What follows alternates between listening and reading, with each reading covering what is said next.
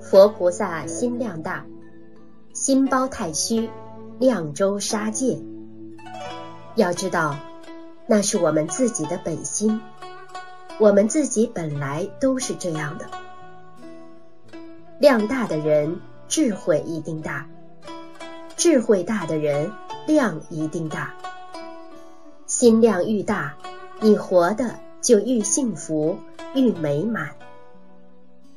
智慧跟福报是分不开的，福慧达到究竟圆满，这个人就成佛了。